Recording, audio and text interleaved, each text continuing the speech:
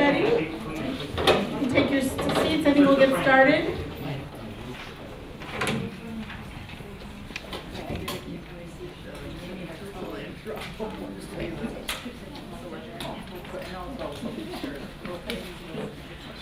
So my name is Kimberly French, and I'm on the leadership team of Sustainable Middleborough, and we're co-sponsoring this event with the Mass Sierra Club. And I just wanted to take a second and have, we have a group of like about 8 to 10 people who sit around a kitchen table every week or two, and they show up at all of our events and meetings and meetings around town. And it's one of those folks who just give a show of hands. So you see our Sustainable Middleborough leadership team. Yeah. Oh, yeah, thank you. So I also want to welcome Jacob Stern, who's over here. He is Deputy Director of the Mass Sierra Club. He's also one of the organizers of the Lobby Day back on January 14th, last week, which some of us attended. And there were something like 250 advocates from towns like ours, people just like us, from all over the state, showing up at the State House, just swarming the place. They were everywhere, in all the legislative offices and in the hearing rooms, and it was really something. It was really a great day, and thank you. That was such a well-organized event, Jacob. My pleasure. So I just want to mention a few things about tonight. First, we have sign-up sheets. Probably somebody asked you to sign in when you came in. That would be great if you could do that if you haven't yet already. And there's a couple places where you can say you'd like to get alerts from us. We can give you a light version, and or if you want to work on a particular campaign, or just let us know that you're here. We'd love to know about you. And we also plan to take a few photos for our own publicity. And if there's anybody here who would rather not be in a photo, if you could let us know, or one of our photographers is back in the back here. Raise your hand now if you don't want to be in a photo. And we'll use them also very, very judiciously. We also have snacks. We know it's dinner time, so we have some protein and water over here. Anytime you feel like you need a little nibble, please feel free to go ahead. And there are bathrooms across the hall. So first I just want to say who Sustainable Middleborough is and what we do. We are a grassroots community organization. We advocate for clean energy. Clean energy and sustainable policies, mostly right here in our town, but also for our state. And many of us do this for our kids. We want to do whatever we can so our children and their children have a livable planet. We are parents, grandparents, we are young people, we are concerned citizens, and we are people of faith. And one of the things we believe, just like Greta Thunberg, who was the Time Person of the Year this year, that one of the most effective ways we can stand up for what we believe in is to use our local democracy to make our voices heard so that the people in power cannot continue to ignore what is happening to our climate. So we've been showing up each month at our local utilities board meetings, and this year we asked them to set 2 goals. 100% non-carbon emitting by 2030 and 100% renewable energy by 2050. They're very ambitious goals, we know that, but we believe they're achievable and urgent. We also host educational events like this one. We co-hosted a film called Under Pressure about the Merrimack Valley gas explosions, which was completely produced by teenagers in the Merrimack Valley. And we did that with the high school environmental club here in Middleborough. And we'll be showing that film here in April, right in this room. So we also call, write, meet, and go to lobby days like last week with our state legislators. And we'll be doing that this week. We'll tell you about some dates in a little bit. But right now, one of the most important things we're doing is supporting a clean energy candidate for our local board. And that is, I would like you to welcome Jody Atkins-Perry.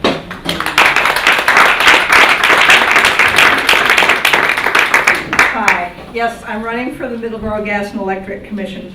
It's a 5-member board that's charged with setting policy for the Middleborough Gas and Electric Department, which is the utility that serves Middleborough and most of Lakeville. I want to help our G&E provide energy, not just for us now, but for the generations to come. And I have 3 top priorities: energy efficiency, greening our electricity, and transparency. I expect that this audience may know that increasing our energy efficiency is the cheapest source of power, and we need to do it. and that greening our energy means transitioning faster from fossil fuels to renewables, and we need to do that too. About transparency, my third point, I've attended G&E board meetings for 2 years, and Kimberly and I have had several meetings with the department management, and hi Sandy, trying to get clarification on a number of issues.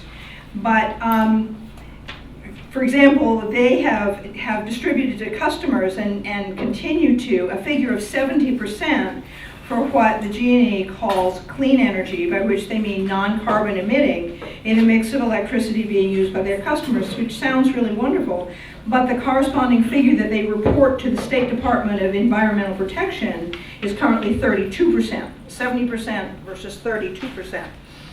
And for all the buzz about renewables, and there's a lot of talk about renewables at G&E meetings, but at this point, they report to the state that they currently have 3% renewables in their portfolio. And by adding some new contracts, they hope to be up to 6% renewables in 2024.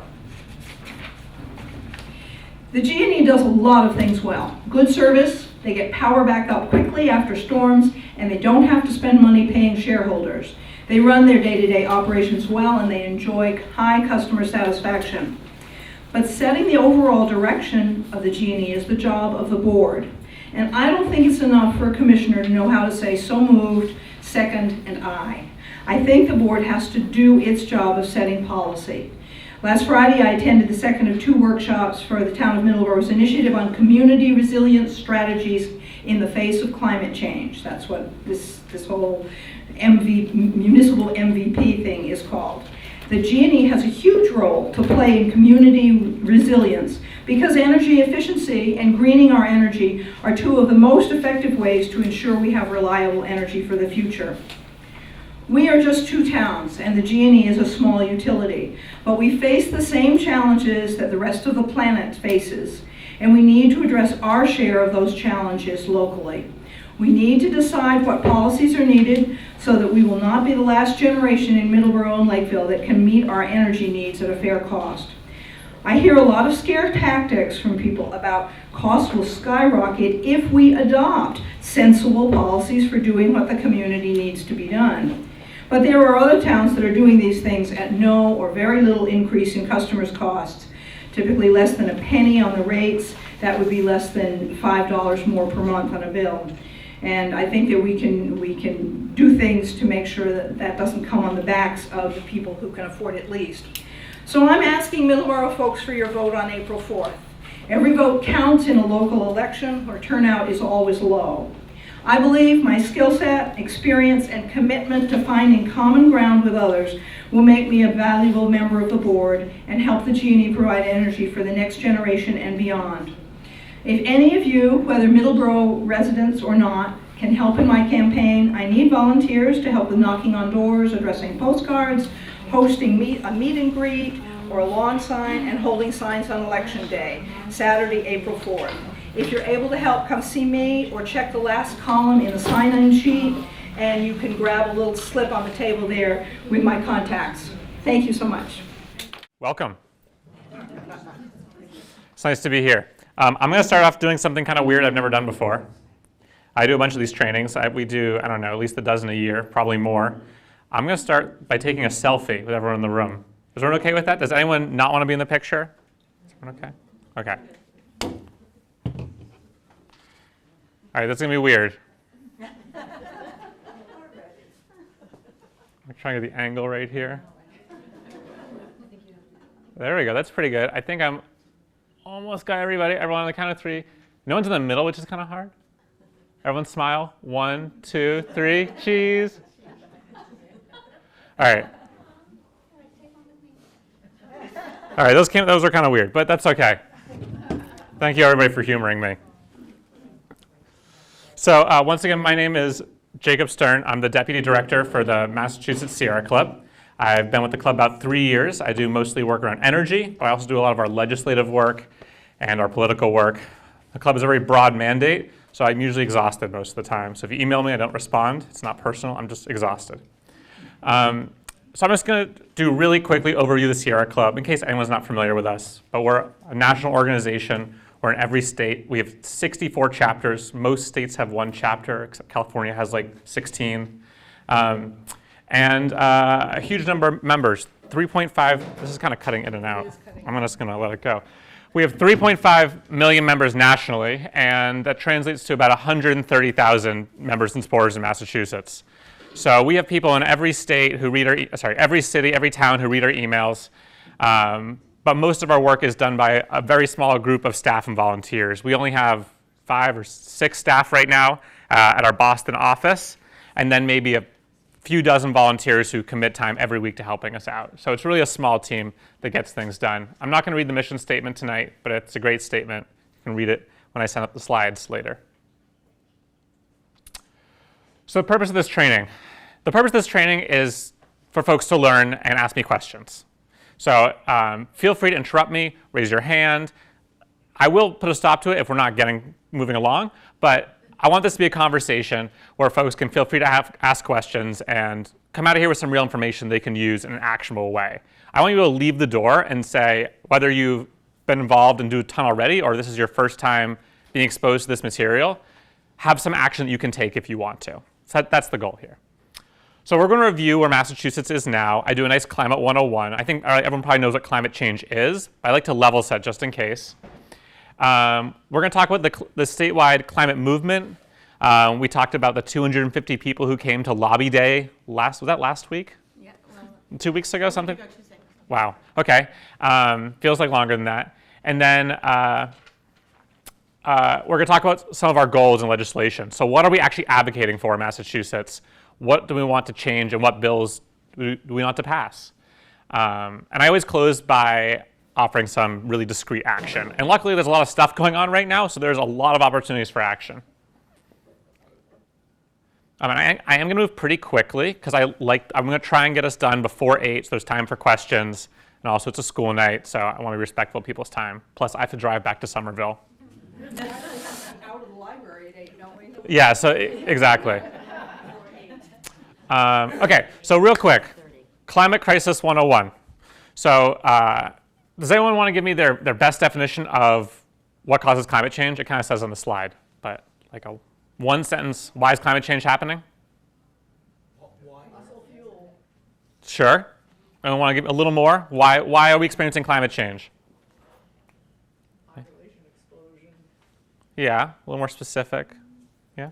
Greenhouse, too many greenhouse gases, too much. I don't know who said that. Was that someone in the back? But that was essentially right, yes. I mean, all those answers get at pieces of it. But essentially,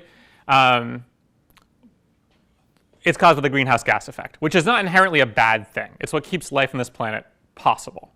But right now, we're experiencing too much of it. Our atmosphere is insulating us too well, and too much heat is being trapped and being reflected back at the Earth and where the planet is heating. These graphs are both really scary, and you've probably seen something like them in the past. The top one is CO2 levels. We are at unprecedented high CO2 levels. They can carbon date. They dig deep into the Earth to see how much carbon is in the atmosphere at different years. We have never had carbon over 215 parts per million, which is where we are now. And likewise, the average global temperature has gone up and up and up. It's the highest it's been in recorded history. And I was told just the other day that this last decade was the hottest recorded decade in history. And when you start looking at time in that longer scale, it gets kind of scary. And what's this mean in Massachusetts? We're already experiencing some of this. This has been an unseasonably warm winter. I try not to use too many anecdotal examples, but it's hard to ignore them. These are some really visible examples from a couple years ago. Folks might remember really severe winter storm in January that flooded Boston. Another March storm that was a bunch of snow melt and then a storm on top of that caused flooding in Situate and devastation in a couple other towns. These are some of the discrete effects of climate change. Although someone always corrects me on this, I can't prove that it's caused by climate change. I think it's likely that we're going to expect more of this in coming years. So does that make sense to everybody? Everyone okay on what causes climate change? Okay. So I'm going to move into some of the wonkier stuff. This is the stuff that's usually a little harder to understand. So please raise your hand, catch my eye if you're you're missing something here or you're confused. But the purpose of this slide, well, let's start this way. What can anyone tell me? So these are 3 laws or policies that exist in Massachusetts currently. Can anyone tell me what they all have in common? That's technically true, but not the answer I'm looking for. Anyone else want to take a stab? Yes, they are all over 10 years old. We haven't had a substantial climate policy passed in Massachusetts in over 10 years. And one would think, given what I showed you on the previous slide, that might serve as some impetus. So I'm going to go through these real quick. I think these are probably the 3 big policies to understand if you want to understand how climate policy is made in Massachusetts. Okay? So who's familiar with the Green Communities Act? I don't know if Middleborough was a green community. Okay. Long story short, the Green Communities Act was a really important piece of legislation at the time, offered a bunch of funds for energy efficiency, established a bunch of programs, including the Green Communities Program, by which municipalities can apply for money to reduce their energy load. It's a very popular and successful program. Over 200 communities are green communities. I can't remember the exact number. It's the vast majority of the state. And there's been tons and tons of local projects. They've been expanding it year after year. And then also in 2008, this was probably the biggest piece of landmark legislation in Massachusetts, the Global Warming Solutions Act, which is a little hard to understand, so I might have to say it twice. But basically it said, we want to reduce our emissions, okay? We're going to reduce them 25% below the 1990 levels. They picked 1990 as the benchmark here. We're going to reduce them 25% below that year by 2020, which is this year, and 80% by 2050. Does that make sense? So whatever the CO2 levels were in 1990, that's the benchmark they're using. We're trying to drop from that. And we have been dropping our emissions, generally speaking. The graph kind of bounces around, but it generally seems to be trending down. 2 things about this law, which was tremendous at the time, is that you'll notice it never gets to 100%. We're never hitting 0 emissions or 0 net emissions, which is something we need to do. And there's a lot of time between 2020 and 2050. Is the question right now if we're going to hit the 2020 target. We won't know probably for a few years because of the way that they do some of the work to figure that out. But I would hate to wake up December 31st, 2049 and be like, geez, we didn't do all the work we had to do in the last 30 years. So one of our big pushes is to get interim targets for 2030 and 2040. And then I probably should have reordered these, but the last piece to know is the Regional Greenhouse Gas Initiative, which is actually not a law. It's a multi-state policy. It functions a little differently. Is anyone familiar with, it's called RGGI? Has anyone heard that term before? Some people. So it's a cap and trade program, which means that it puts limits on emissions in the transportation sector, and in the power generation sector, and uses the fees generated from the program to fund things like the Green Communities Act. So they actually, the reason they launched Green Communities when they did is because they knew the funds from RGGI were coming, okay? So Massachusetts is not the only state in RGGI. I can't remember all the states, but it's a bunch of the Northeast New England states who are engaged in this program. The funds that are collected by the polluters who pollute by generating dirty power, that money goes towards energy efficiency and clean generation projects. It's not a flawless policy, but it's one that's generated a lot of positive change in Massachusetts. And we wouldn't be where we are without it. Any questions about this before I move on?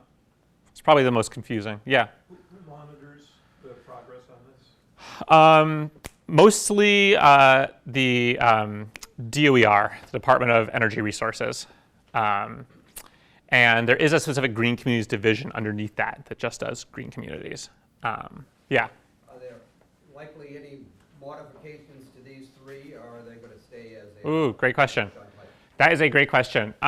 Green Communities has been successful and they expand it a little bit every so often.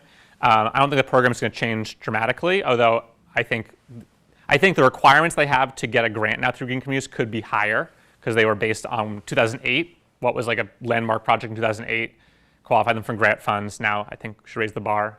That didn't really I don't know if that made sense, but the Global Warming Solutions Act definitely needs to be updated, and I'm going to talk about that in a little bit.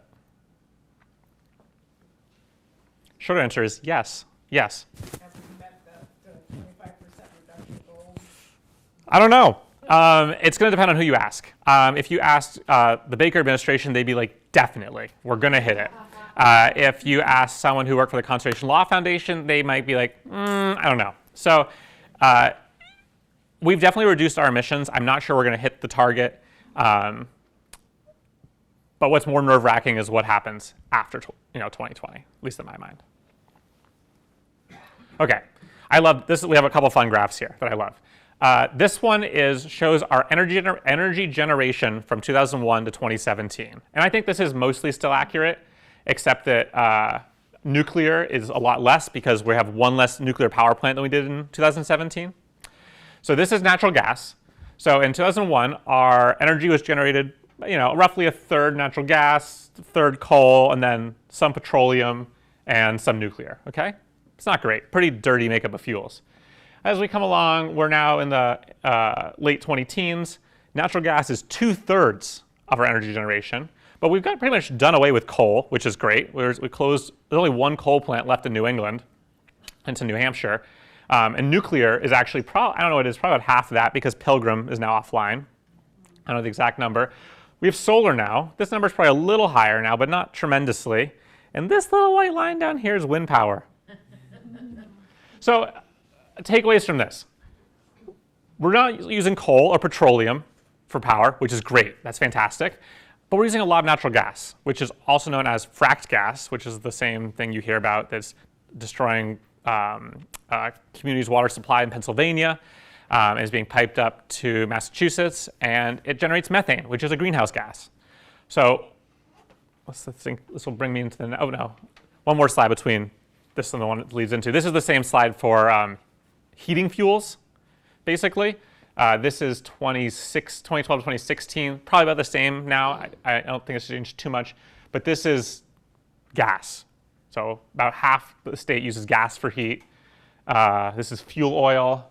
It's electricity, if you have like heated baseboards or something. And then someone's asking me about wood. Wood is pretty small. It's about 1% of heating in Massachusetts. Okay. So I shouldn't skip this slide. One thing I want you to take away from this, in addition to taking action and leaving with something to do, this is the other piece to remember. So we have the technology already to solve this problem, to get us off of natural gas and towards renewable energy. What we don't have is the political will. So we have wind turbines. I was going to make you guys guess what some of the technologies are, but I forgot. We have wind turbines, we have batteries, we have electric cars. All the technologies exist, and they're growing each day. We can implement some of the things we have now to solve the problem. We don't need to wait for a new technology. We don't need to wait for cold fusion, essentially, to be invented. So this is my favorite slide in the whole PowerPoint, which I might say again later when I remember another slide that I forgot about. But this is a little confusing. I'll walk through it slowly. So this is where we are right now in 2020, roughly this. So this black area is all the fossil fuels we're using, natural gas, oil, nuclear, dirty, polluting fuels that have a negative environmental impact. And then here this is not exactly perfectly accurate, but it's close enough. This is the renewable energy we're using right now, okay? And what we need to do is two things. We have to reduce the overall amount of power that we're using, which we're already starting to do, while at the same time using more renewable generation and less dirty fuels. So this is one projection that was done a few years ago, maybe 2015 or something like that, by the Solutions Project. And this isn't like the only solution for Massachusetts, but this is one way they projected that we could get to 100% renewable energy. Offshore wind is the answer. Offshore wind can generate much, much more than this. I've heard something like over 13 times Massachusetts power load. We can do a lot with offshore wind. But they suggested some makeup of onshore wind, offshore wind, utility scale solar, which is the kind of solar panels you see on the highway sometimes on 90, like huge farms like that, the Framingham area, and then rooftop PV solar, which is on your roof. And I always forget what some of these terms mean, but basically we can drop our energy use by using typical energy efficiency means like installing LED streetlights, better insulating our homes, all these things. But also just by not using combustion engines, we will save a lot of power because a lot of energy from a combustion engine is heat, which is wasted power. So by switching how we generate our power to all electric, which doesn't use combustion, we're going to save energy in that way as well. Is this, excuse me? Yes. Is this all for all, like heating and transportation? Great question. This is just for electricity. Okay. I can't remember what the next slide is. So I can't remember the next slide. I can't remember the next slide answered your question or not. No, this is just for electricity. However, when we talk about the transportation sector, our future for the transportation sector, we hope, is one that uses electric vehicles, electrified public transit, which will be pulling energy from the grid. So our grid is 100% renewable, and our electric sector is pulling from the grid. That will do a lot to decarbonize our transportation sector. I think I said electric sector once, so I meant to say transportation sector. But does that make sense? Buildings are a little more complicated, but still some of the same idea. So this is kind of what we envision here in Massachusetts.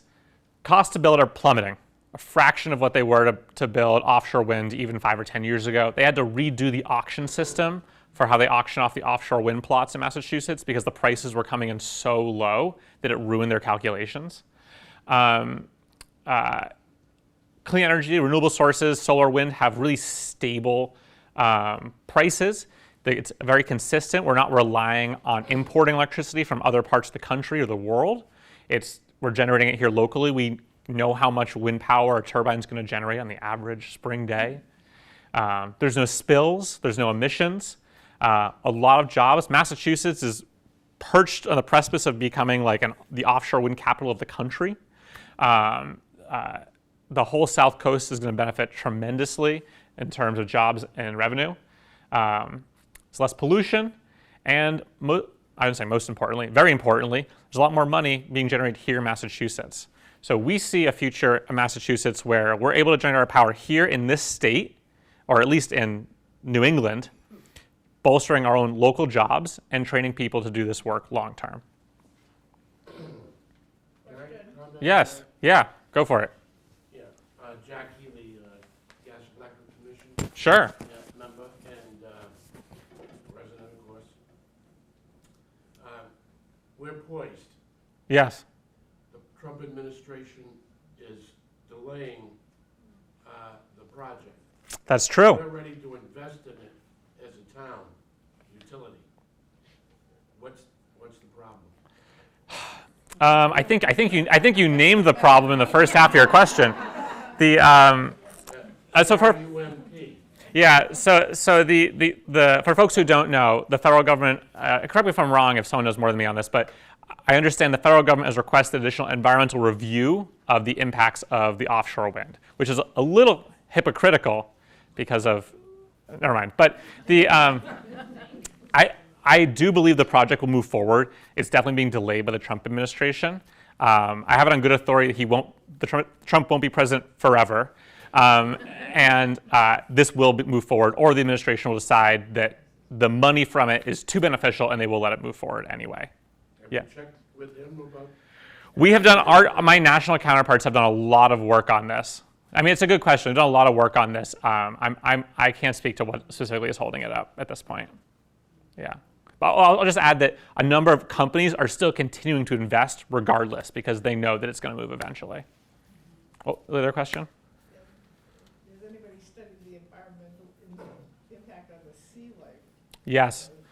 And the noise and the vibration? So that's a great question. I was actually just talking to someone who I met over the weekend who works for, was it Mayflower Wind or something? And we talked about this exact question. So I'm not going to sugarcoat it here. I'm an environmentalist. There will be environmental impacts to building offshore wind turbines. So this is not exactly what they'll look like in Massachusetts. I think this is the Rhode Island, Block Island wind farm. In Massachusetts, they just look like one long white turbine, and they actually drop it directly into the sea floor, right? And one turbine is built in one day. So it's a very rapid construction process, assembled at sea in one day. They don't build it from scratch. It's a very rapid construction process, but there's impacts on the sea floor where it's being placed. But actually, the larger concern is around the right whales, who are sensitive to the vibration of not only, it's one thing when the turbine's going, but specifically the construction process of building it is going to generate some undersea vibration. And it's a tough question. I know that I have a number of counterparts who are going to be watching quite closely to see what happens. One of the reasons they're rolling out the offshore wind slowly, or at least that was the plan, not this slowly, was to see what the impacts were going to be, because we don't want to harm an endangered species. On the flip side, the impacts of not building more renewable energy are also incredibly dire. It's a very hard calculation to make. So that's my unsugar-coated answer for you. Yeah, in the back. Well, where are you gonna get all the battery storage, with renewable energy, winds don't blow all the time? Sure. Sun doesn't shine at night, et cetera, et cetera. Yeah. How's that storage gonna go? Yeah, that's a really good question. That's probably the biggest unknown I have right now in terms of what the next steps are. We are not going to need battery storage for a while in this build out. Just building renewable energy on its own will help drop our emissions tremendously before we need battery storage to balance out the reduction in fossil fuel generation. That being said, Sierra Club has a great policy on our mining materials. We don't want to be exploiting countries for their rare earth minerals for battery storage. So that is going to be a continued conversation. I am not the authority on that, but I just want to assure you that that is something that's being thought about, but is not a pressing requirement for the next 10 years, for example. We don't need that for the next 10 years to hit our targets. Yeah. Any other questions? I'll move on. Okay, I'll move on. So this is just a really common question I get about why was 66% of our energy generated from fracked gas? It says it right there. It's because of corporate interests, essentially. Businesses who do money in fracked gas stand to make a lot of money off of building pipelines and gas infrastructure. There is a guarantee, so the federal government, the Federal Energy Regulatory Commission, guarantees pipeline investment companies 14% rate of return on interstate pipelines right now. It's crazy. So no matter how much money they end up making off of selling the gas, they're going to make money back on it. And this is something that is could change with the new administration, but that's what it is right now. However, as the slide says here, as the market contracts and the demand for fracked gas becomes less and less as our emissions targets start kicking in, the gas companies are kind of up against the wall. They know if they don't build it now, 10 years from now, it's going to be very difficult to justify under the current emissions laws. So they're trying everything they can to push for more gas infrastructure now because they still have that rate of return. The administration is still favorable to them. So you're seeing a lot of action all across the state. There's a huge fight in Longmeadow recently that was actually won by the town who killed a new pipeline. But Westboro there's a expansion project that's being proposed out there as well. Dozens of towns are facing similar things. As companies know that it's now or never. So we're trying to play out the clock a little bit so they won't be able to build in the future. It's going to become a stranded asset and lock us into a gas-based economy. And they've also, I should say, have gotten consistent support from the Baker administration to build new pipelines. I think I'm going to skip this for now. These are just some things that the government can do to transition us away from fossil fuels and emissions services. Emissions byproducts. I'll send these slides around. Folks can read this on their own time. But I want to talk about building a climate movement. Okay, that was a long Climate 101. So who here is familiar with at least one logo on the list? Right? I figure probably most people, I would think. So I just show this slide to show folks that there are a lot of environmental organizations in Massachusetts doing this work. It's not just me. It's not just the folks in this room. It's a lot of people. And we're, I think almost all of these organizations are part of Mass Power Forward, which is the coalition of grassroots climate organizations. We came together a little over a year ago to decide what our priorities were going to be for this legislative session. And we try and work together as cohesively as possible to plan events like lobby days and other things to get people engaged. I don't have a ton more to say on this. We work very closely with a number of these organizations. And this is Sierra Club's campaign vision, which is also fairly in line with Mass Power Forward's.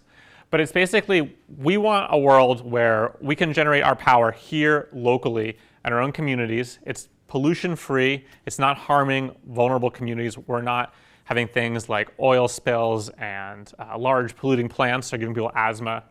We want there to be democratic control over that process. And we also want the benefits of jobs to be local and helping the communities here in Massachusetts thrive. It's a general summary. So from that larger campaign goal, we have 3 more specific goals that I'm going to run through in order, and they also correspond to the handouts that I left on the table. So the first piece is we want to have 100% renewable energy in Massachusetts. I showed you those fun slides. This is how we're going to get there. Who here is familiar with the UN IPCC 2018 study? Is anyone familiar with it want to say like the one sentence version? What was the big takeaway? No? Yeah. If we do not change our ways by 2030, all the things that we're seeing now, the storms, the fires, are going to get much worse. They're probably not going to be reversible, and we have that much time to get our act together. That's essentially correct. Yeah. Basically, there's a panel of like fairly conservative in the sense that they don't make these pronouncements lightly. Scientists put out a report and said, if we don't drop our emissions drastically by 2030, we're in line to feel some of the worst impacts of climate change. So you're right on. And this slide is out of date. I think I'm missing a couple states have already committed to 100% renewable energy. Okay. Washington committed just last year. Hawaii was the first one a couple years ago. We also saw New York and Illinois. No, Illinois is about to. New York just recently in June passed this huge comprehensive climate package. It wasn't quite 100% renewable, but it was very close. It was a really, really exciting bill. This is already happening. Cities and states are already committing to 100% renewable energy. They are already moving forward on really aggressive policies to reduce their emissions and build out renewable energy. I show this slide because sometimes I get pushback from legislators who are like, this is really radical. I don't think that we can do this. There's like 5 other states that have already done it, dude. So I added some information about specific bills. It's also on the handouts, but I'll just run it through really quickly. The 2 bills that pertain to this in the legislature right now are H 2836 and S 1958. But basically what they would do is require the state to move to 100% renewable electricity, actually exempting municipal light plants, I think. Or there might be language that requires that in there. I can't quite remember. By 2035. And then 100% renewable energy economy-wide by 2045. So the 2035 goal is a little simpler to get your mind around. That's just electricity, it's solar, winds, you can kind of visualize that. 2045 is a little harder to visualize because it involves getting 100% renewable transportation and heating and cooling. So there's some questions about how we're going to get to 2045, but we know if we don't start moving in that direction with the tools we have now, it's become progressively harder and harder to get there. It also sets those targets. Remember the Global Warming Solutions Act? There are these targets we're looking for around 2030 and 2040. And also creates a clean energy workforce development fund to help build out our job force here in Massachusetts. So I'm gonna stop talking for a second, and we're gonna do a quick 3-minute activity because I need to drink some water.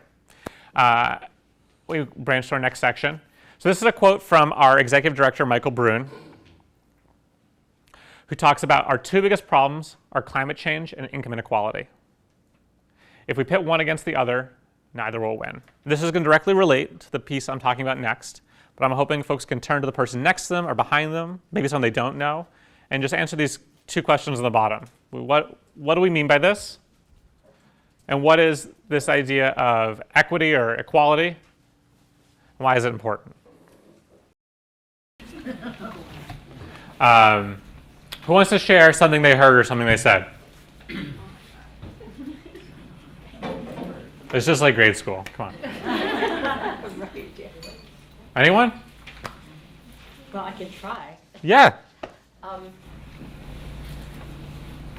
it's pretty easy for very wealthy communities to do all kinds of things that maybe improve their carbon footprint. It is a lot harder for people with less income to be able to do that. And if we just concentrate on doing what we can afford to do and don't help those who can't afford it, we won't get there. Yeah, that's a good answer. Yeah. That's awesome. Someone else want to share? That's good. Come on. Go for it. Once the profit is made from the infrastructure of renewable energy, there's no way for the rich to make profits off it after that. So that's a disincentive for them to support renewables. I don't know if I completely agree. I would frame it a little differently. Like, we have investors in renewable energy projects, just like we do dirty energy projects. And if those are wealthy people, they're going to make money off the investments. How do you share what's generated from the renewable industry? I don't know if I misunderstood you, let me know. But, okay, in the back? If you don't mind, I'd like to read from the Providence Climate Justice Plan. Sure. Excellent plan. I recommend anybody to read it. Yeah, it's a good So they point. have a section exactly on this, so just take a minute. In order to meet our clean energy goals going forward, Providence must rapidly accelerate the adoption of local energy. That's the point. We must also be cognizant of who has access to these opportunities. Installing solar panels can provide significant savings for the homeowner. However, you need to own a home. You need to have a new roof and upgraded electrical services. And have access to a loan or be able to self-finance. This creates many barriers for low and moderate income families. Furthermore, as more and more people opt to generate their own electricity, the grid still needs to be maintained. Most residents and businesses with solar are generally still connected to the grid and rely on it for their energy needs. Fees and rate structures will need to shift to better account for the costs solar incurs and the value it provides to the grid. Without changes to the current model, once solar reaches high deployment levels, which I think everybody wants, those who have not been able to go solar could end up paying a disproportionate amount to keep the energy system up and running. I think that's what you're talking about. Yeah, that was really good. It's funny. I heard of I forget what it's called, like. The Province Energy Climate Justice Plan. But I had not had a chance to read it yet. So I really appreciate you sharing that. That is getting at exactly what I'm talking about. And one other example I like to give is when you think about building affordable housing. This is like the flip side of it. When you think about building affordable housing, you think about, well, we want to make this cheap so we can build as much of it as possible, right? But we're trying to push for a slightly different frame now. It's like, how do we make the cost for the person living there as low as possible? And one of the ways is by building a really efficient structure with, even better if it has solar on it. Because if we can reduce the people living there with energy bills, it's going to be very much easier for them to live there and less of a hardship, especially in the Boston area where I live, where it's very unaffordable. Any way we can reduce the cost of people's utilities, hugely beneficial. I think this gets at also some historical context as well. Does anyone know, like, when you think about polluting, does anyone know what I'm getting at here? Think about dirty plants or anything like that. Does anyone know where I'm going with this? Very often, yes. And it's for a number of reasons, right? Like, if I was going to try and build a big like wood-burning biomass plant, I wouldn't try to site it in like Wellesley. It wouldn't work, right? And does anyone know, like, why wouldn't it work? Like, why wouldn't that happen? It seems like a dumb question, but there's money. What else? There's enough power from the people that live there. Yeah. They're not going to allow it in, ever. Yeah. And where's that power generated from? Because power is kind of like an intangible thing. Does anyone what Political power. Yeah. What ways do people directly interact that can prevent it from happening? Lobby. Yeah. Corporate contributions. Sure. All those things. I've seen stuff like that happen, and it's usually a bunch of lawyers Mm. involved in lawsuits. So I mean, we're kind of all getting here is if you're more of a wealthier population, a more privileged population, you're going to have a lot more means to push back on a dirty project and to take advantage of a good project. And if you're in a less advantaged, more vulnerable community, you're going to have a harder time pushing back on a dirty project. And you're not going to be able to get the benefits of things like solar on your roof because maybe you're a renter or maybe you just don't speak English and it's very hard to understand the solar contractor unless they have speaking your language. One good thing that's happening now is if you're a renter or you have a historical building, a home, you can get solar now from solar farms and you don't have to have the panels on your roof. It's true. Which is That's a really good point. And that's part of a bunch of good programs that are trying to make the benefits more accessible. And also, it's not limited to roofs. I mean, there are a lot Of course. other products out there that are not based on being on your roof. I have solar in my yard. Yep. It doesn't have to be on your roof. Yeah, that's totally true. But again, if you're a renter, your landlord might not let you put an installation in your yard. Right. But so the point I'm making here is that there are ways to access some of the benefits if you are someone with less money or you're a renter, but it's just harder, right? And you look at across the whole scale, the whole population, that's a significant difference in where the benefits are going and where the harm is going. So this was a kind of this, I think this is an important conversation to have, something I was trying to throw in the middle of the PowerPoint to kind of get people thinking and engaged halfway through. But it also leads directly into our next couple slides. And I think I'm actually going to have to skip most of this one. But I like to talk about this one line. So the climate crisis, like the inequality crisis, is one of exploitation. So, I mean, just the way that we think about how we generate power in this country, historically, we think about coal, about gas. We're literally mining the earth, affecting the communities that are near whatever we're doing to generate power for everybody else. And that's what's led ultimately to the climate crisis. So I'm going to skip this. I'm going to go right to this. Leads into our second campaign goal, which is environmental justice, which probably folks picked up on. Some people, I'm not sure. We're pushing for policies that balance the scales a little bit, make it easier for people to access some of the benefits of renewable energy and prevent harm from befalling some of the more vulnerable populations in Massachusetts. I'll read this out loud in case folks can't see it, but historically marginalized communities, often in post-industrial towns, with brownfield sites, chemical poisoning in water, Millbury, Pittsfield, Saugus, and Springfield are often the site of new toxic infrastructure developments. Because they say, oh, you have this great brownfield site, can't build anything else here, let's build this large urban structure that will continue to pollute the community that's already polluted. So it's just this kind of snowball effect. I'm going to skip this one for time here. And this is an example I like to give. In Springfield, this is a proposed biomass plant in East Springfield. Biomass, for folks who don't know, is essentially wood burning for power. And there's a bunch of issues with that. Particulate matter generated from it, I've heard, is actually worse than coal. And it's often viewed as renewable in many states because you can grow more trees, but is it really renewable?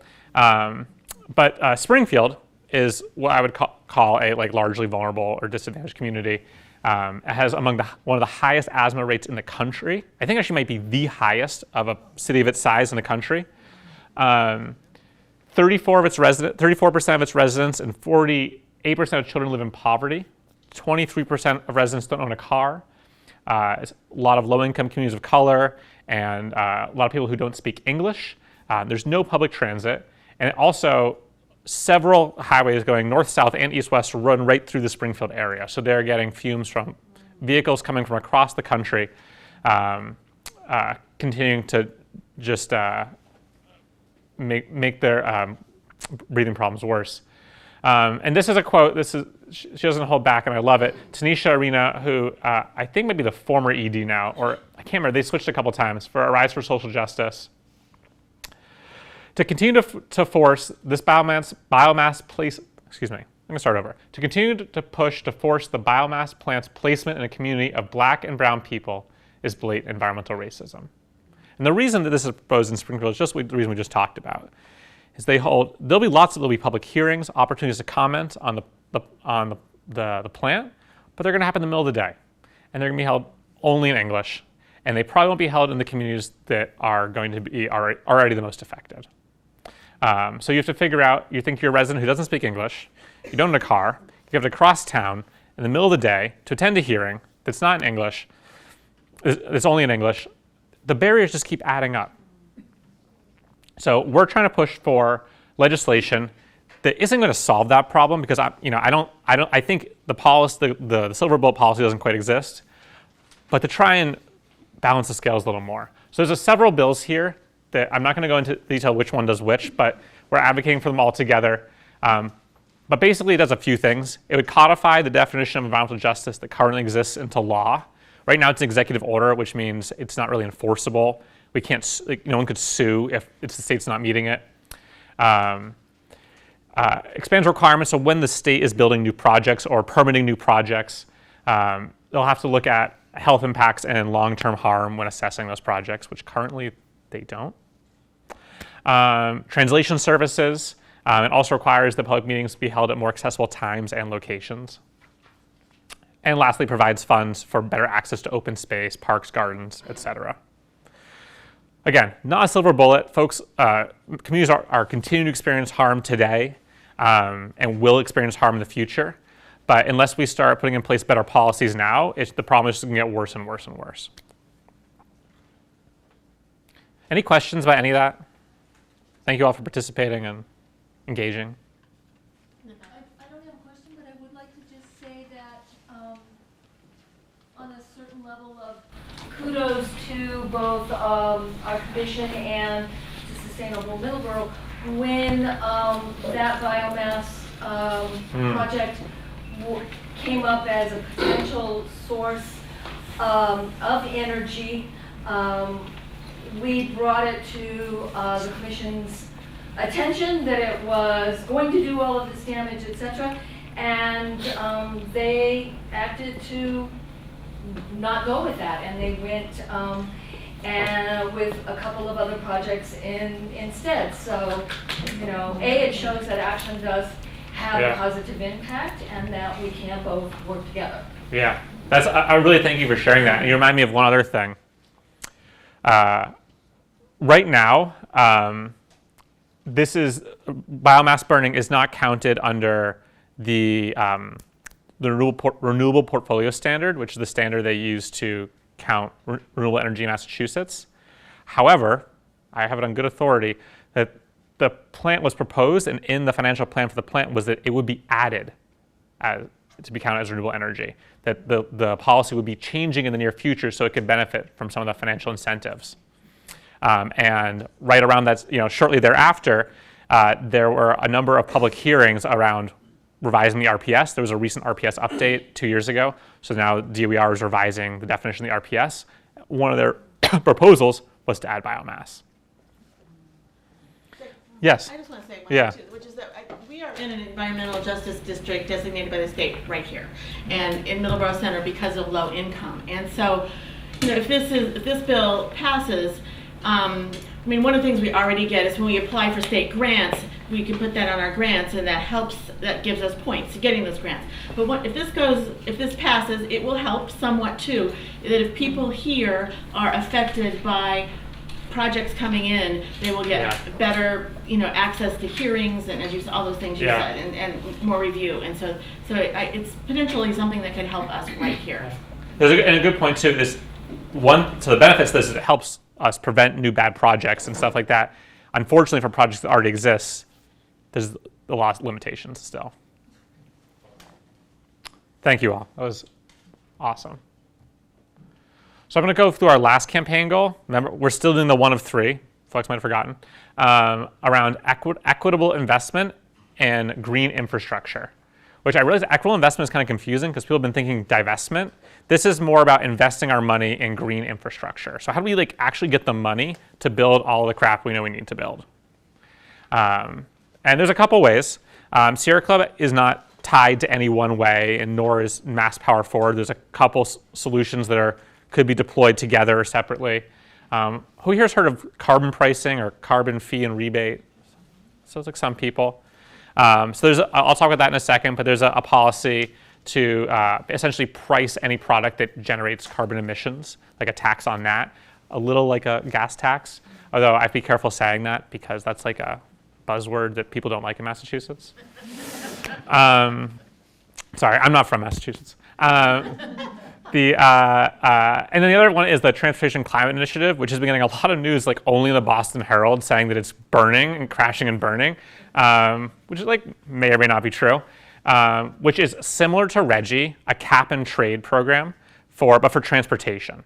So putting a cap on transportation emissions and then using the fees generated from the program for things like energy efficiency and energy generation.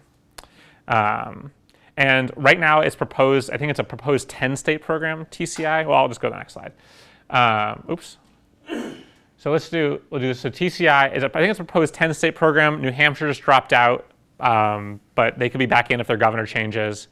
A lot of the states right now are just trying to they're playing a little poker with each other, trying to figure out what the program is going to look like. It hasn't actually been written yet. So if you see articles that say TCI is dead, it's probably not totally true. Governor Baker has been pretty behind it, and I doubt that he will let it go easily. Massachusetts is kind of seen as leading this program, but again, it's like not fully baked. Sierra Club is supporting seeing it move forward, but we are also waiting to make sure that it includes provisions around protecting low-income populations and other vulnerable communities. So if it was just like something like a flat gas tax, for example, which TCI is not that, to be clear, but something like a flat gas tax, you think about that's going to affect rural people and low-income people the most. It's basically a regressive tax. So unless we build in some provisions to make sure those folks aren't disproportionately affected, we have a harder time supporting it. But we're very interested in seeing what happens and definitely want to keep exploring it. And then, so this bill, so this is a slide for the TCI program, which is not a bill. It's like the governor can do that on his own. There's a bill associated with it, which essentially just try and provide some guidelines for TCI if it was enacted, along the lines of what I was just saying, and that's this H3008 and S2106. It kind of would add some of those protections or require that those protections be added, rather. And then the other piece of legislation, which has gotten a lot of interest, is this H2810 carbon pricing bill.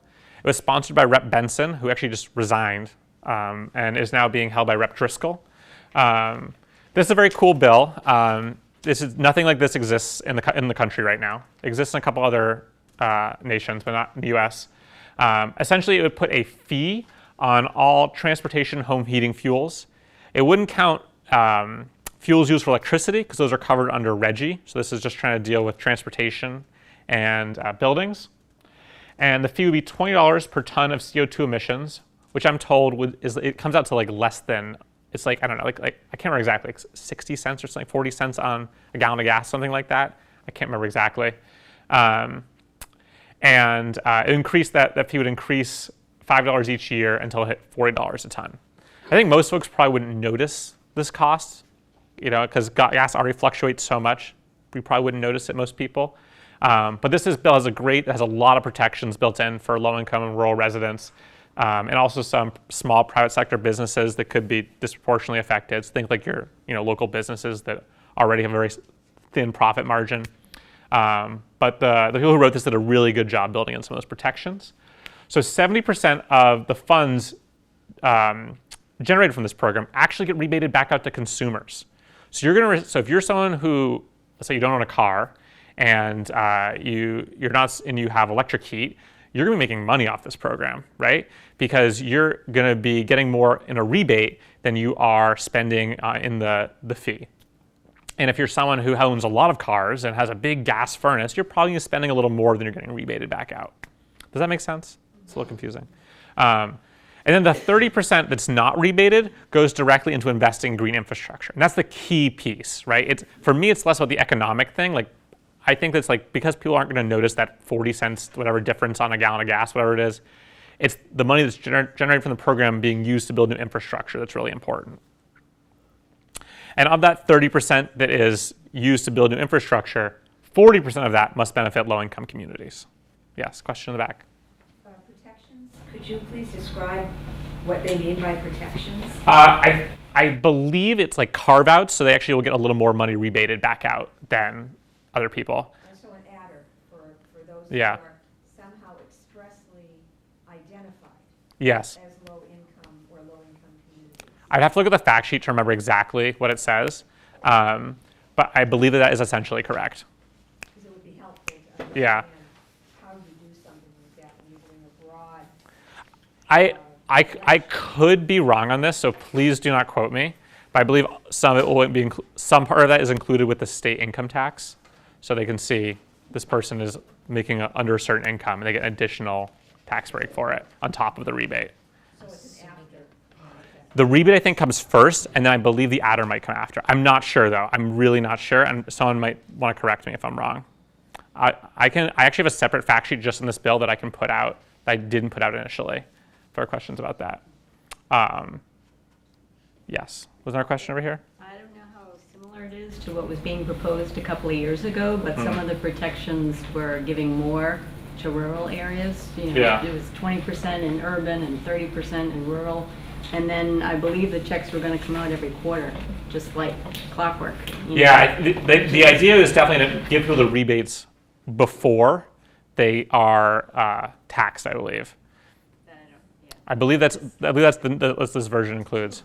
Is there a Senate version too? There is not. There's not. And I'll be honest, this is not the bill that I work most closely on, so that's why it's like you asked me the questions, I'm like a little fuzzy on the details. There are a ton of people working really closely on this, and that's the reason I'm not working really closely on it. So if anyone is interested in learning more about this bill or getting involved, I am super, super happy to put you in touch with the organizations promoting it. Okay. Oops. My thing got deleted. This is too bad. This is so sad. I had a great slide about the Senate climate bill. Let me see if it got stuck later. I'm going to see. Oops. Oh, I found it. All right, that was weird. That's going to be a trick to go back now. Okay, so I added this slide because this is happening right now. Who heard that the Senate recently released a climate bill, like last Thursday? So the Massachusetts State Senate, literally last Thursday, released this huge climate package, including a number of provisions that more than what's on this slide, and they're voting on it in 3 days. So this is happening right now, and this is what I'm going to go home and work on until way too late. So I just want to give folks a quick overview of what they're proposing. Sierra Club, our position is we are generally supportive of it. It's a huge step forward in the climate fight. It doesn't do all the things we need. Like it doesn't commit us to 100% renewable electricity, which we desperately need to do. But in the areas around transportation and buildings, it does a really great job. Plus, it puts in place those emissions limits. So I'm just going to run through it really quickly. And I'm also one of our next steps is going to be to reach out to your senator. Is it Senator Pacheco? Pacheco. So he's going to be. I think he'll be ready to hear from you. Yeah. What was the question? I just know from chasing down some other Yeah. issues between the House and the Senate seems to be far more responsive than the House ever seems to be on these things. So, and we have four state representatives? 3 in Middleborough. 3 in Middleborough, I'm sorry, 3 in Middleborough. Others nearby. Covering different parts of the town. So, you know, I'm pleased with what I see the Senate doing, but I sure wish it was anything like that kind of enthusiasm on the House. Yeah, we're gonna talk about a little bit more at the end, but yeah, generally the Senate has been much better at putting forward these progressive policies in the House. That being said, I don't want to discourage them from continuing to do so. So we are, you know, we're gonna spend some time praising them and also trying to make this the best bill it can be, so that if the House decides to take it up, they'll be coming from a good starting place. So this bill is actually 3 bills, not to be too confusing, but the first bill is about emissions, then there's one on transportation, then one on appliance standards. It adds the emissions targets for 2030 and 2040. And remember, it was 80% by 2050. Under this bill, it's net zero by 2050, which the governor recently said he wants to do as well. This is great. This is the most important. We need that 2030 target, otherwise we're never going to get here. It establishes a watchdog commission, the Mass Climate Policy Commission. It enables the governor to enact carbon pricing. So if we don't hit these targets, the governor can enact a carbon pricing to try and get us there. There's some concerns, critics about that, because there's no guidelines on it at all. He could do whatever he wanted, which is a little concerning. It just really depends on who the governor is, right? It reforms the mission statement of the DPU to include emissions when they're setting new projects and infrastructure, and setting rates and all that. There's a new solar requirement for low-income populations to make it easier for low-income folks to have access to solar. A net zero stretch code, which is kind of hard to explain, but it would basically allow cities and towns to adopt a stretch code requiring that all new buildings built in the city or town be net zero, which is cool. Yeah. And there's an opportunity for a thermal renewable energy pilot. If anyone's familiar with the Future Act, it's another bill that I'm not going to talk about tonight. It's okay if you're not. But this is something, a piece out of that. Basically, it's a cool idea of using our gas pipes for thermal heating, like running hot water through them to try and heat our homes. It's a very cool idea, but this would create an opportunity for a pilot program. It also does a lot around the transportation sector. 100% electric MBTA, I can't remember the date, but requires the state adopt zero emissions vehicle purchases and add more incentives for electric vehicles. It also updates appliance standards, so your washer and your dryer will be even more efficient in the future. Not bad. It's not bad. Okay, and now I have to go all the way back. So I'm going to skip through some of this stuff. So, and I'm going to spend, we have about 20 minutes, and I'm going to try, but I'll get us through this next part in 20 minutes, so it'll be 7:30. Is that the right time? Yeah. Okay. Yeah, about 8. Yeah, okay. So yeah, I'm going to try and wrap up by 7:30, so there's time for questions, anything at the end. So I'm going to zip through barriers to progress, but fun question. What are some of our barriers to progress? Why haven't we passed that huge, great bill already? Why haven't we passed any bills in the last 10 years? Partly because people already own stuff that they're using. Their houses exist with Yeah. what they have. Sure. So everything is retrofitting or buying new stuff. Sure. So people are we're comfortable with where we are now. My life is comfortable. I don't want to uproot myself and change my home. It isn't just a matter of uprooting, it's being able to afford to do it. That absolutely, that too. Okay, and then in the back, far back. People's portfolios that are growing and growing and growing. Like a investment portfolio. Yeah. Okay. You've mentioned fracking. Our gas prices would have been much higher if we weren't fracking.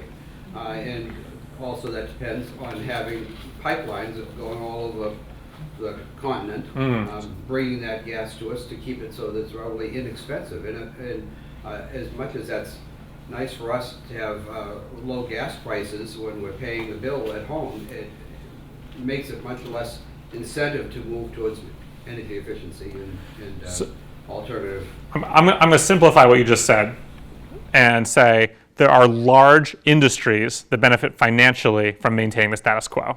Is that, yeah? Well, but I'd also add that there are barriers to moving us towards renewable sources. Right. Because the industries control the, yeah. The industry's making money off it. He's talking about the people consuming it. Oh, I see what you're saying. Yep. Yep, okay, sure. Anyone else want to take a stab at barriers? And think maybe like broad barriers. Like what's I don't want to give away what I'm thinking. I have a very You can't specific get one, either so I'm side sure of it's the not political right. realm Which is to speaker of talk the or House. agree with each other. So I heard kind of a similar thing. I heard politics from two different angles: a Speaker of the House and the two political sides not agreeing with each other. Or even bothering to talk to one another. Yeah. Anyone else want to take a stab at a barrier? Yeah. Change is hard. Yes. The pace of change No one ever says this. is critical. You cannot force people. And This is- I want to say this yeah. right now about Middleborough, what I've known about since serving it for over 30 years. You really do have to respect people's desire to choose for themselves. Yeah. And so the pace of change becomes, and telling people that they have to do it. Yeah. You really have to dance a certain dance. You can't just force yourself on someone and say, you got to do it the way I think you should do it. That's great. And it links a little bit to what you were saying. There's like some connection, I think. Another one that I also like to link to that is like some of this stuff is very hard to understand. Like who knows the name of the agency that's responsible for setting the building code in Massachusetts? The BBRS, the Board of Building Regulations and Standards. No one knows that. So it's like I don't really even know that. I just learned that last week. the barrier to entry to learn about some of these topics is incredibly high, even for people who care a lot and spend time to learn about it. That's a huge barrier, and a barrier that opposing forces take advantage of. Okay. Yeah, and I think there's a lot of fear out there perpetuated by politicians that, you're going to have to give up your drinking straws and you can never use another plastic bag and your life's going to suck and, Use plastic bags. Yeah. No, but I'm saying the narrative is it's going to be, your life is going to be totally uprooted and changed. Yeah. And it's going to be so horrible that there's no way you want to support this. Okay. Yes, I mean, so a lot of people hit on little key pieces. I'm going to try and summarize them in the next few slides. I really appreciate that. Thank you everyone who shared. That was wonderful. So I like to kind of lump this into two types of barriers. It's not totally inclusive, but just helps me organize my brain. So there's opposing interests. Those are the industries, the politicians who have a vetted interest in maintaining the status quo, right? Then there's structural democracy barriers. I also group things like apathy and lack of knowledge in there too. These more existential things that are a little harder to figure out, why isn't this working? Why is our democracy set up to make it harder to enact these kinds of policies? So opposing interests, real quick, a lot of public officials. I have a slide just about Governor Baker, but relating to pipelines and natural gas, we have been very out of alignment with him. There's also fossil fuel advocates like the Mass Petroleum Council and the American Petroleum Institute who hire lobbyists who are in the State House every day. I'm not in the State House every day. They have more resources, more manpower, and more money than any of the nonprofits working on this. In Massachusetts too, which is you'd think pretty progressive state. So this Steve Dodge is up there on the left. He is the lobbyist who you'll see at every single hearing relating to climate issues. And on the right is New Hampshire Governor Sununu. The Associate Industries of Massachusetts, which isn't inherently an organization that's anti-climate. They're basically a trade organization for big business, really big business, like Bank of America, like Harvard Pilgrim Healthcare, and Eversource and National Grid. And all those businesses benefit financially from maintaining the status quo, continuing to use gas heat and gas-powered electricity. It's reliable. Why, if it's working and you're making money, why change it? That's a basic business principle. I did not go to school for economics. And then organizations like the Mass Fiscal Alliance, which, if you utter the word gas tax within a 10-mile radius, they'll light on fire. They are not anti-climate as well, but they are very opposed to anything that resembles a tax in Massachusetts. And I'll be honest, there is going to have to be some taxes and maybe rebates and something along those lines to solve this problem. I don't think we can do it just with the revenue we have now. Okay. So I'm going to spend a hot second talking about Baker. I like to give a clear and accurate view of Baker. He's done some good things, things that Sierra Club supports and are genuinely good. He's been hugely supportive of offshore wind, 99% of us, except for the federal government. And he's opposed offshore drilling. Again, no one's trying to drill offshore, but he's been outspoken on both these issues. He actually testified in DC in support of offshore wind to try and break the log jam. So credit where credit's due. He's also proposed a number of bills around climate resilience, trying to protect communities from some of the harms of climate change, which is genuinely something we need and is good. And he's also been seen as a leader in developing TCI. So those are all some good things. The things that are less good. He's continued to support fossil fuel pipelines and natural gas. Under his DOER, we've lost thousands of solar jobs in Massachusetts. I forget the percentage. It is something insane. But Massachusetts used to be leading the nation, and we are no longer in our solar industry. He also, I mentioned the wood burning, counting as renewable energy. That was his agency that promulgated those rules. And he also continued to push for construction of gas infrastructure in places in vulnerable communities like Weymouth. I'm sure folks are probably familiar with the fight going on down there. No, wait, up there? I'm losing myself in Middleborough. Okay, really quick. When I was first about to come to Middleborough, I thought it was by Southborough and Northborough and Westborough. It's not.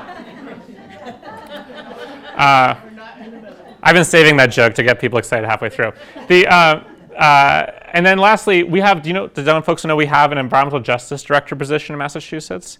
It's been unfilled, I think, about 80%, 90% of the time while he's been in office. They had someone who quit, they didn't hire. He's just not prioritized environmental justice, no matter how you look at it.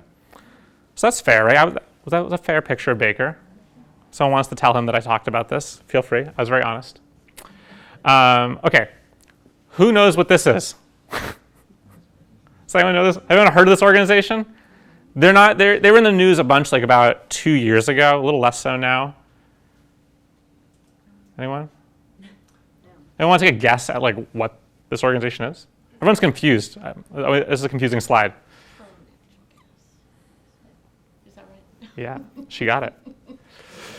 So this is a pro natural gas organization.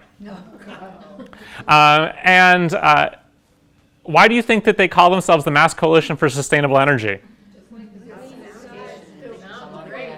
Sounds great. People don't like burning gas. No one likes that. Well, not no one. Most people don't like it, though. The vast majority. It's very unpopular.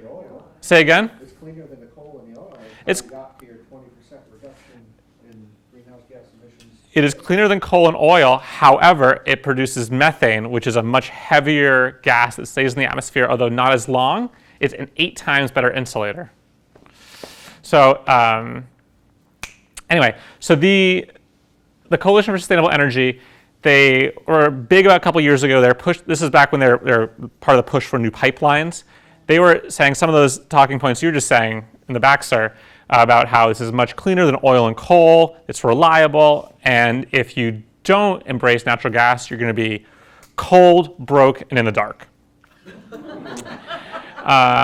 So then, people caught on eventually to the organization, and there were a whole bunch of really hilarious op-eds that came out about how it's just a front for gas interests. It was very purposefully misleading consumers.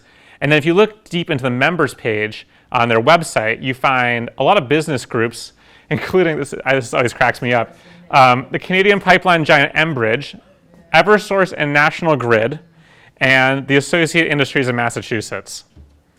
So if you read the small print, those are the folks who are paying for this lobbying. So essentially, I don't know exactly what happened. They hired a large consulting firm to do a bunch of PR around natural gas, and this is what they got. I love Katie Eisman's line here. It would be more aptly called the Coalition for Gaslighting Massachusetts. All right, so I'm going to move quickly in the last 5 or 10 minutes here, talk about the structural barriers. I always have too much fun in this section, but Massachusetts actually has a democracy problem. Most people don't know this. This is from 2015. I don't think anything's changed since then. Who here is familiar with open meeting law? If you're on a local commission, you have to have an agenda. There's rules around quorum. You can't all do business when you're not in the meeting, and there's a whole bunch of rules around it. But it has to be open to the public is the gist of it. Do you know that the legislature and the judiciary are exempted from open meeting law in Massachusetts? They can take votes behind closed doors that never have to be public. Votes on bills. They can have committee meetings behind closed doors. The only part of the legislative process that's open to the public is one public hearing for each bill. That if anyone's ever been to one of these, they're horrible. They're overcrowded in small rooms, and they go on for about 7 hours. So you ask, why isn't stuff happening? Who wants to go sit in a public hearing for 7 hours? Not me. I always try and tell someone else to go. And the other thing, and this is not just for legislators, but people too. When you're trying to talk to them about this existential crisis, legislators have to deal with issues around healthcare, around the opioid epidemic, immigration, criminal justice. The list goes on. How do we get this to the top of their plate, right? It's really difficult, especially if this isn't the issue that you're most knowledgeable about. Most people don't come to the legislature from the renewable energy industry. There are too, but they're kind of anomalies. So no open meeting law, and the power structure in the House is very centralized. Someone said, you talked about DeLeo, in Massachusetts. So Massachusetts, the legislature itself is not a democracy. If you are the Speaker of the House or the Senate President, you control when things come up for a vote, what comes up for a vote, and even what offices the other reps have and how many staff they can have. So let me come over to another slide. Yeah, so I won't go through these in detail, but essentially, and this has happened, because these are some case studies of it happening, legislators spoke out against the Speaker of the House, and within a week, this happened to Russell Holmes in 2017. He was stripped of his committee position as vice chair, moved into a different office, and they cut his budget for staff within the week. They wasted no time. And legislators, also, you get a stipend in addition to your salary if you're in leadership, which could be you're chair of a committee, you're like a division leader. There's all these like weird leadership roles. So when you are speaking out against the Speaker of the House, you're not only risking like a political battle, but literally he's going to cut your salary, and sometimes by tens of thousands of dollars. Like I don't, if I was risking tens of thousands of dollars of my salary, like, I would think twice, right? Like, so it's very hard for legislators to speak out, and the ones that there are some who continuously speak out are the ones who have one staff person and a tiny little office they share with 12 other legislators. Here's the Senate climate bill again for some reason. So I'm going to come to the end of this, and I want to share for folks who want to know who their legislators are. I'm sorry this text is so small. Here are the 4 in Middleborough. I'm sure we can send those around in the follow-up. And some folks are going at 9 a.m. tomorrow morning to Town Hall to see Representative Gifford. That's awesome. So I'm actually like pretty much on time, which is amazing. I'm just going to share a few action items. Okay, so everybody take a deep breath. Here's what we're going to plan to do tomorrow and the next day. So the Senate climate bill, this is probably the most pressing action item. It's really cool this training is happening like while this is going on, because it was last week or next week, like we'd miss all this. But we are, like literally tonight, I'm going to go home and read through amendments. We're going to send out some priority amendments that match up with the Mass Power Forward campaign goals, those 3 campaign goals I showed you. And we're going to ask the Senate to adopt these amendments in their bill before they vote on it on Thursday. So senators can co-sponsor amendments, which basically just means signing their name to the bottom. And they can go talk to their colleagues or to Senate leadership about getting it adopted. I expect that most of your senator is Senator Pacheco, who's a super champion on climate issues, probably really open to talking to folks, and I'm sure already heard from a number of people and interest groups about the amendments. So it should be a delight mostly to reach out to him, I would hope. Yes? Bring up what I already said once, but yes. Oh yeah, this is the time for this. Is it appropriate to talk to your House people about this Senate, even though it's a Senate climate bill? In that something has got to come out of the House, or nobody is going to do anything with the Senate bill. Yep, I would say yes, but let's wait till next week. Because the House, if you tell them, go look at this bill, they're like, they haven't even voted on it, I don't want to look at it. So wait till they voted on it. Once the Senate has voted on this bill, which they will on Thursday, and they will pass it, I'm 100% sure, then it's up to the House leadership to decide what happens next. So the normal process for a bill to pass, I don't usually do this part of the training, but is it has to start in either the Senate or the House. So this one started in the Senate. The Senate passes it, it goes to the House. Then the House can make amendments to it, can change it. What they often do is cut a lot of it out, and then they vote on it. If the House and the Senate pass identical bills, it goes straight to the governor for signing. That's usually not the case. Usually they pass different bills that have different language, and those go to a special temporary committee called a conference committee. It's, I think, made up of 3 reps and 3 senators. And the conference committee works out the compromise bill that again has to go to pass, then has to be passed again by the Senate and the House and signed by the governor. I know, that's not to make your head spin. But I think the thing for people here to know is that we want to make this bill the best version of itself right now. Because regardless of what its future is, we want Massachusetts to have at least said, hey, our Senate passed a really good bill, and it's the House dropping the ball. Or if the House decides to pick it up and they want to take stuff out of it, we're starting at a good negotiation place, right? We're starting with a strong bill that has really excellent provisions around climate and clean energy. Because they will try and bargain us down. So I'll send out some information. I guess I'll send it to you. And then I should have that by tomorrow morning or tonight, depending on how much energy I have. What are the 3, 4, 5 amendments we're going to be asking folks to support? And just so people know, I mean, this link here is a list of all the amendments. I'm just going to open this up. This is going to be hilarious. So this is, let's see if it loads in the basement here. So there are, anticlimactic, there are 123 filed amendments right now. Oh yeah, great, it loaded. So there there's a lot of good things in here, a lot of cool amendments, and probably some stuff that I don't want. I have no idea. I haven't read 123 amendments. They were just released at 5 o'clock today. Yeah.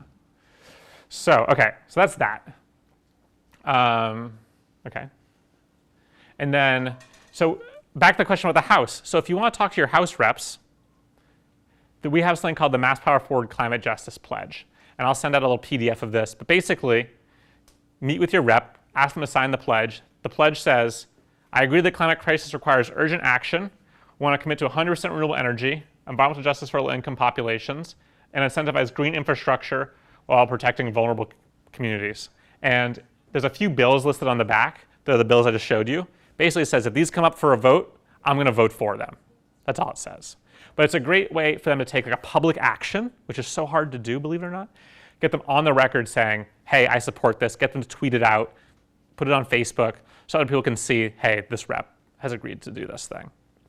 Plus, it's a great way to start a conversation with them, too. Say, this is what we want you to do, and you tell us why you're going to do that or why not. Yeah? It would be appropriate to inform the community if a local representative refused to sign it. Definitely. Yeah, I think that's a good way to put pressure on them.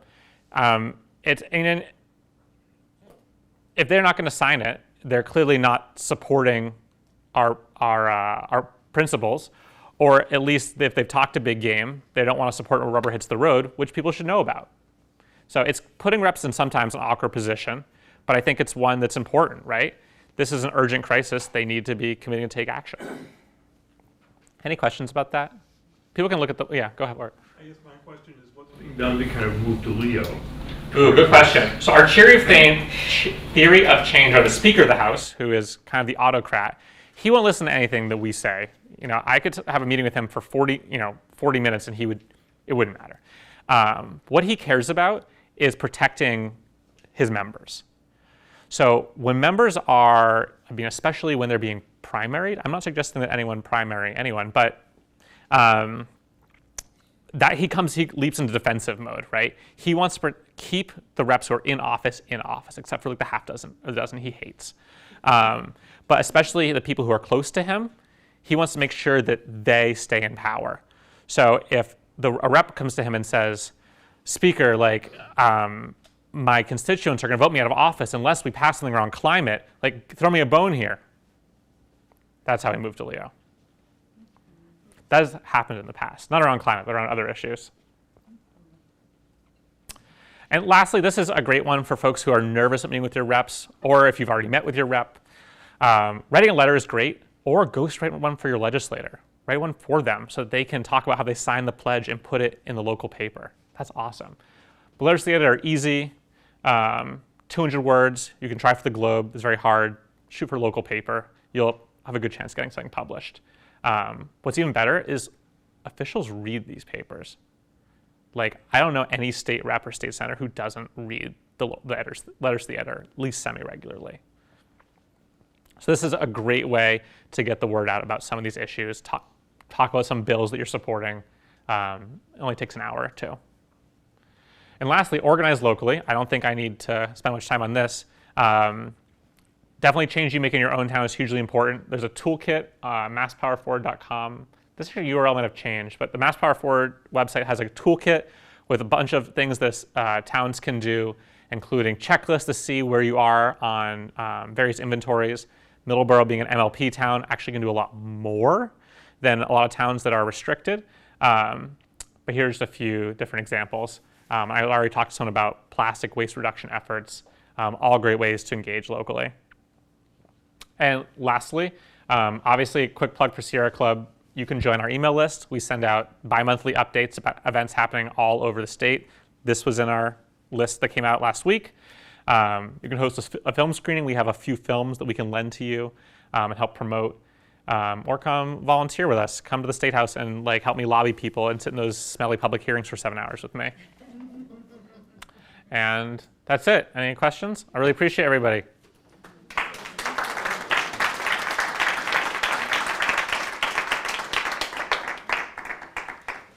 Anything you want to say? I don't know. Any more questions anyone has for Jacob? So I'll just say, if you're not on our list, you didn't sign up, be sure to do that before you leave.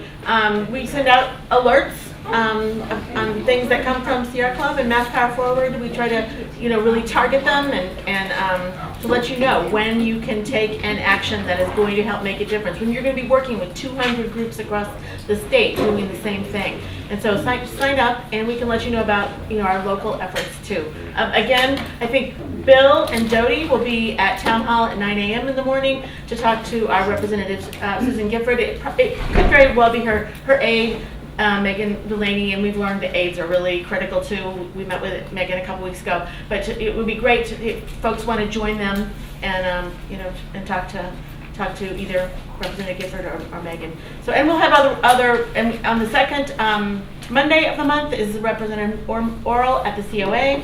Third Monday is Representative Lematra at Oak Point. So, we can let you know when those are coming up. So, thank you everyone for coming. This has been really great. Awesome. I had fun. Did you?